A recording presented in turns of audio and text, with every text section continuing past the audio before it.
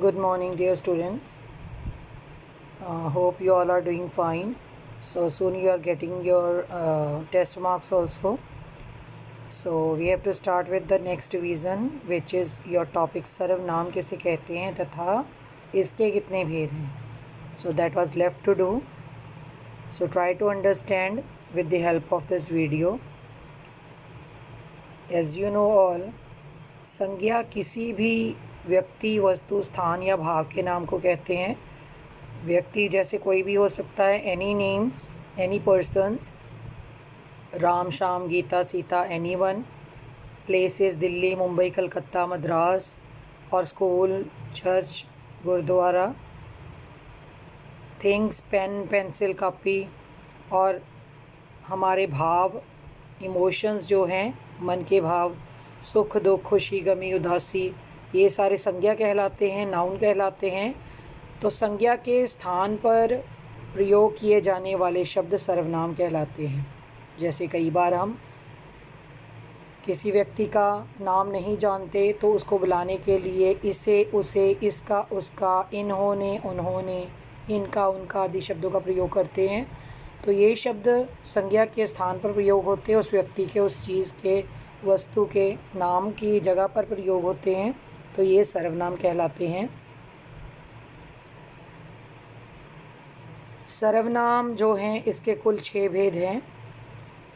पुरुषवाचक सर्वनाम, निश्चयवाचक सर्वनाम, अनिश्चयवाचक सर्वनाम, संबंधवाचक सर्वनाम, प्रश्नवाचक सर्वनाम और निजवाचक. निज होता है अपने आप से संबंधित, स्वयं से संबंधित. पुरुषवाचक जैसे नाम से ही क्लियर है कि ऐसे सर्वनाम शब्द जो पुरुष जाति से संबंधित हो. जैसे जिन सर्वनाम शब्दों से बोलने या कहने वाले तथा सुनने वाले या जिसके विषय में बात की गई हो, उनका बोध हो, उनके बारे में पता चले, उससे पुरुषवाचक सर्वनाम कहते हैं. तो ये 3 प्रकार का है. इसके आगे भेद हैं, ये आपने करने नहीं है. This is for understanding only. उत्तम पुरुष, मध्यम पुरुष, अन्य पुरुष. तो उत्तम पुरुष कौन होता है? जो बात कर रहा है, बोलने वाला. मध्यम पुरुष कौन होता है? सुनने वाला, जिसको बात हम बता रहे हैं, जिससे हम बातें कर रहे हैं. अन्य पुरुष होता है जिसके विषय में, जिसके बारे में आप बात कर रहे हो. मान लो आप 2 फ्रेंड्स खड़े हो, एक बोल रहा है तो बोलने वाला उत्तम पुरुष है. जो सुन रहा है आपकी बात वो मध्यम पुरुष है. और जिस मित्र के बारे में बात कर रहे हो वो अन्य पुरुष है. तो I think it is clear now. तो 3 प्रकार के ये होते हैं. ये आगे करना नहीं है, लेकिन पुरुषवाचक की ये एग्जाम्पल देकर बताई है मैंने. सेकंड इज निजवाचक सर्वनाम. किसी निश्चित वस्तु या प्राणी का बोध कराने वाले, किसी निश्चित फिक्स वस्तु या व्यक्ति या प्राणी का बोध कराने वाले, उसके बारे में बताने वाले शब्दों को निश्चयवाचक सर्वनाम कहते हैं. निश्चित होना चाहिए, श्योर होना चाहिए. वह मेरा घर है, ये श्योर है कि वह मेरा ही घर है, किसी और का नहीं है.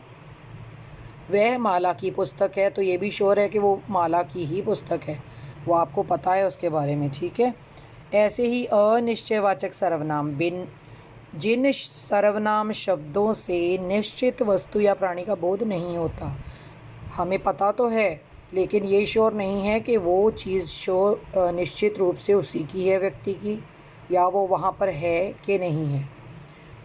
जैसे मुझे किसी ने पुकारा. अब आवाज़ ज़रूर आई है, पता नहीं है किसकी आवाज़ आई है, श्योर नहीं है, निश्चित नहीं है. आपसे कोई मिलने आया है, तो हमें नहीं पता वो व्यक्ति कौन है, हम उसको नहीं जानते, लेकिन वो आपको जानता है, आपसे मिलने आया है. आपके घर कुछ मेहमान आए, तो कुछ मेहमान आए हैं, मिलने वाले में भी हमारे घर के किसी सदस्य को जानते हो, लेकिन हमें नहीं जानते हैं. तो ये अनिश्चयवाचक हो गया. आगे है संबंधवाचक सर्वनाम.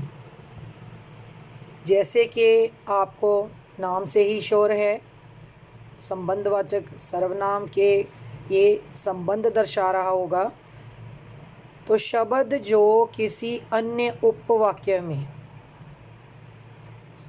किसी भी उपवाक्य में जो शब्द प्रयोग होते समय उस शब्द में जो संज्ञा है या सर्वनाम है उससे अपना संबंध दर्शाते हैं।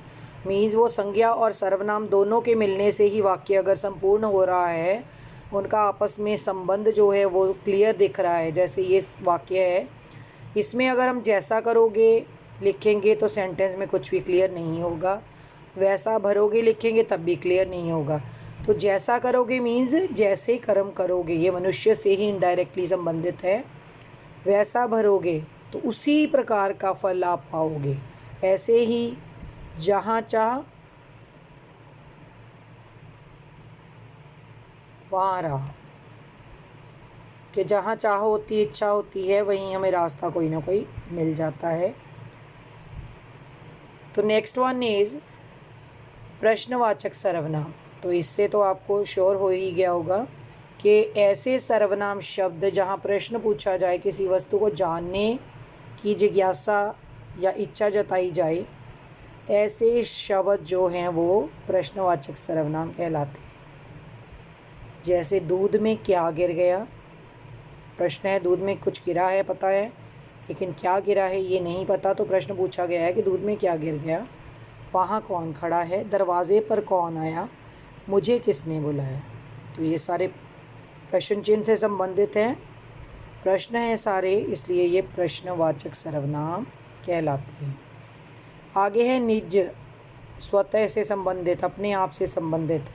जिन सर्वनाम शब्दों का प्रयोग निजत्व का बोध कराने के लिए होता है उन्हें निजवाचक सर्वनाम कहते हैं या वे निजवाचक सर्वनाम कहलाते हैं।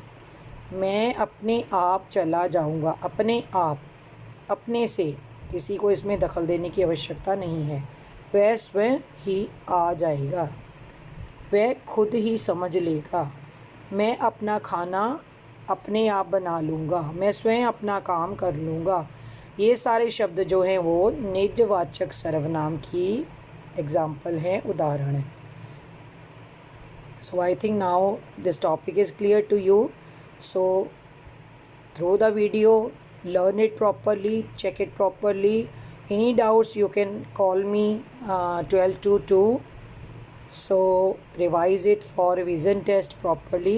Both topic I have given. All the best. Do nicely.